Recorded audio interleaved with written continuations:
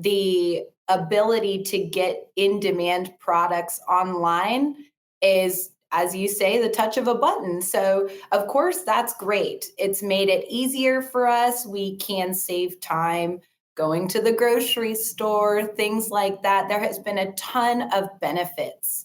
But always with the benefits, there are some things that, as you mentioned, we do need to look out for. This is something that the Better Business Bureau is super passionate about because just like you and just like with the AARP, Hillary, we want to make sure that consumers can be informed and that they can stay aware because your story is one of thousands. This happens to people all the time. And so there are several things from that story specifically that consumers can pay attention to, that they can just be more aware of.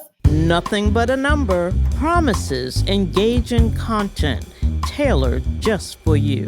Join us as we dive deep into discussions on topics that matter to our communities. Hello, everyone. Welcome to Nothing But a Number. My name is Hillary Williams Thomas. I am with AARP Georgia, and today I am joined by Sunshine Hester with the Better Business Bureau, and I'll let Sunshine introduce herself. Hey, Hillary, thanks so much for having me. I'm so happy to be here. As she mentioned, my name is Sunshine Hester, and I am the regional manager of the Columbus office serving the Fall Line Corridor. Our Better Business Bureau does serve 77 counties throughout Alabama, Georgia, and South Carolina. Happy to be here. Well, good. So, when you think Better Business Bureau, you think about a trusted source to be able to investigate businesses. And, in this age that we're in, I can't imagine not being able to shop online. How would I make it if I could not instantly get the things that I need? But we do know that there are times when we're not able to get them quickly, or sometimes we might enter into a shopping area and it's not exactly as promised, or, something like that. So, we're going to talk a little bit about the online shopping experience. During COVID, I feel like was really the height of some of the problems because people really couldn't go outside. And even as a person who speaks about fraud and talks about fraud, I actually kind of got scammed during COVID with the online shopping. Oh, no. I love getting my hair done. I love getting my nails done. Nail salons were closed. Hair salons were closed. So what came across my timeline on social media but a nail care company? And, I clicked on it. It looked like it was easy to do. It looked like the product was just pretty much what my nail care technician used. And I was like, I'm going to buy that. And I can just do my nails at home. This will be great. Clicked on it, bought a bunch of it, thought it was wonderful. Nothing. Bought it, waited, bought it, waited, bought it, waited. And then was like sending them messages back on their social media like, hey, where's my stuff?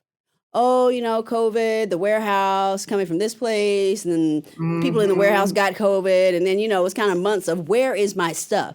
And then months later, and we know it doesn't take that long to ship anything anywhere anymore. I can get something from Sri Lanka. Right. It does not take that long. But months later, I finally get this so-called product, and it was not what it was supposed to be. I, was very excited, followed the instructions, dipped my nail in the solution, and it burned my fingers. So, I've been getting my nails done for decades, so I know what the process is like and what it's supposed to feel like. But, that's not the product. It was not as promised. So how do we help consumers kind of avoid that type of situation? Yeah, that is a great question. And you are absolutely right. The way that we shop today has changed drastically, especially because of COVID. The ability to get in demand products online is, as you say, the touch of a button. So, of course, that's great. It's made it easier for us. We can save time going to the grocery store, things like that. There has been a ton of benefits.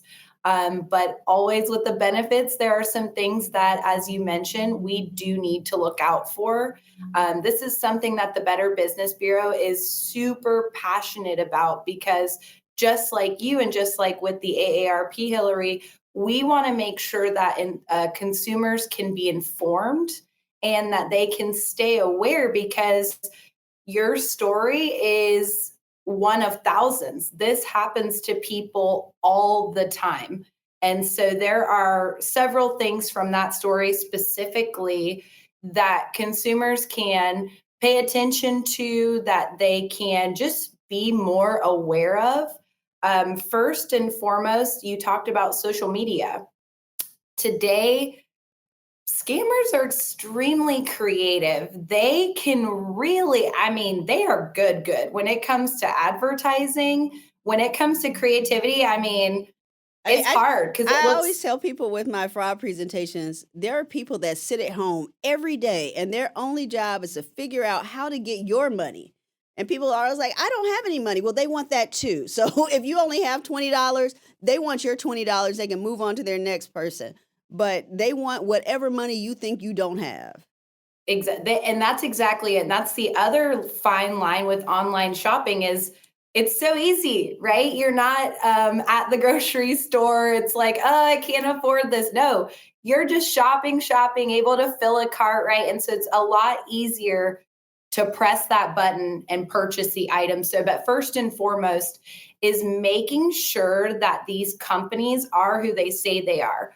A lot of these advertisements will pop up, especially places like Facebook Marketplace. Now, we see them everywhere, but on Facebook Marketplace, you'll see a lot of these advertisements. Maybe it's something that you were just recently talking about.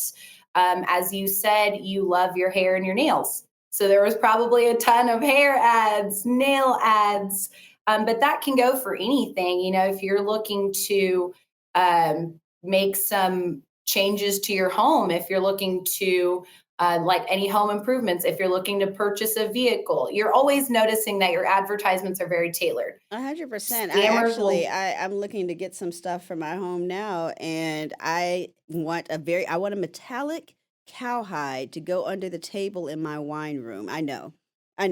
But metallic literally, cowhide. I'm discussing this, and moments later in my social media, I'm seeing all of these cowhide companies. I was like, who knew there were all these cowhide companies out here making metallic cowhides? Who had even heard of Oh this? I my feel like I pulled this gosh. out of my head.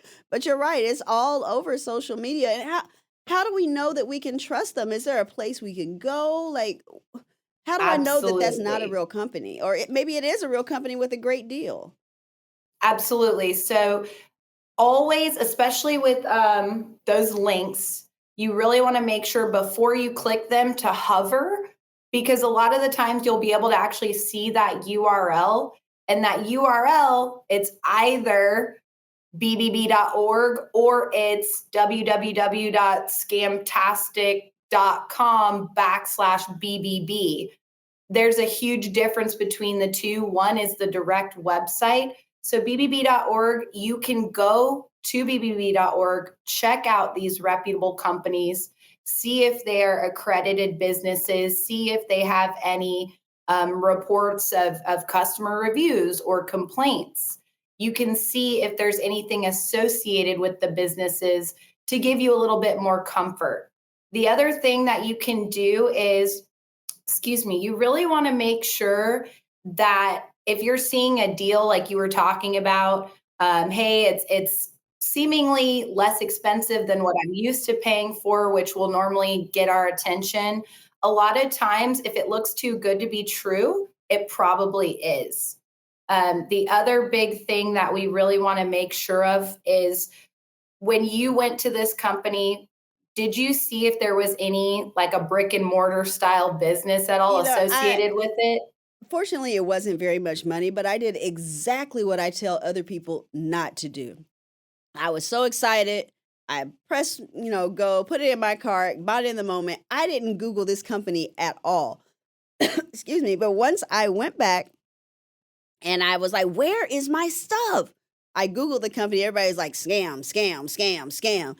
Don't buy it here. This is a scam. This is a scam. So I was like, ooh, I did exactly what I tell people not to do. But, it's that feeling of, at least for people like me that like to shop, is that feeling of getting something and being excited about your purchase Oh, and wanting to have it.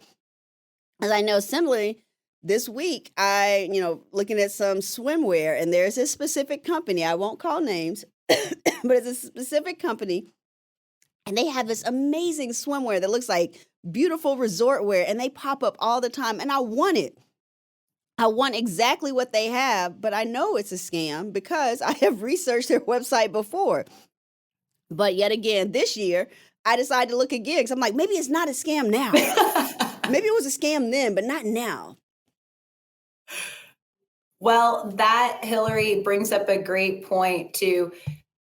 There's a saying that the CEO of RBBB, Calvin Collins, he always talks about brick and mortar versus click to order. Now, obviously, when you order something online, you never expect to have an issue. Of course, our expectation is we click it, we purchase it, it works great, we don't have any problems. But more often than not, we do experience either a sizing difference or maybe it didn't quite get all the components of our order, etc. And a lot of the times, these set up shop style companies that don't have any affiliation to any building, they don't have an address. They also often don't even have any ability, like with an order number or a return policy or anything like that. But you usually aren't aware of that until exactly what you're talking about after the purchase has already been made. So, again, taking the time to look up the company, you said it best, to actually go onto Google and research the company. If you are feeling like something is a scam, bbb.org, you can go and check that out. You can literally Google the company with the word scam after it and see if there is anything associated with it. And as you've experienced, there's a lot. People are reporting these things. And that's the one of the most important things that you can do is to report when something is fraudulent, when you do experience that scam activity, as you did. You can go to bbb.org/scam tracker. And that's where you You report can the scams report to the scams. bbb.org site? Ma'am? You report the scams to the bbb.org site? You can report the scams to the site, and we encourage you to do that. Same thing if you purchase something off Facebook Marketplace, reporting that. If you have a larger, like a financial fraudulent scam, you can go to ftc.gov and they have a way to report these scams. The more that you report these, the more we're able to expose these kinds of companies. And ultimately, that's our goal. We want to continue to protect the consumer because, as I said, we love shopping. Who doesn't love a good online shopping experience? It's truly changed the world and how we're able to get stuff. Right now, kind of the microwave generation. I'm like, no, I want it now. Like, what do you mean it's going to take 7 to 10 business days? No, it's like 2 days. I get myself in And 2 days. I mean, things like I've never heard of a metallic cow rug. That's like, But and I'm it's so pretty funny sure the because producer's computer now is going to start sending them ads on metallic cowhides, and it's just going to be popping up everywhere. And then I'm they're going going to to want to Google buy that one later. too. Exactly. I'm going to Google You're one of going to those Google just to it. see what that's all You're about. absolutely going to Google it. It's going to be fabulous. But just to wrap up, what else do you want people to know about online scams? So, one major thing, if you've looked up the business, if you've already seen that they've got a trustworthy place to purchase, or if you're selling something, like I said, again, on Facebook Marketplace, eBay, Craigslist, etc., the payments. Okay. So, if you're purchasing, it's always best to protect yourself by using your credit card. Credit cards give you But not much debit more card. of Not my a debit debit card. card. Right, Okay. right. Not your debit card, your credit card. They offer much more protection when it comes to any fraudulent activity. Now, your debit card, you do have some protections, but if something was to get snared from a fraudulent activity, that's not going to reimburse you for any bills that you might have missed during that time. And also, that's a direct link to your banking account. With a credit card, you want to protect yourself. So we definitely recommend at the BBB to use credit cards for online purchases.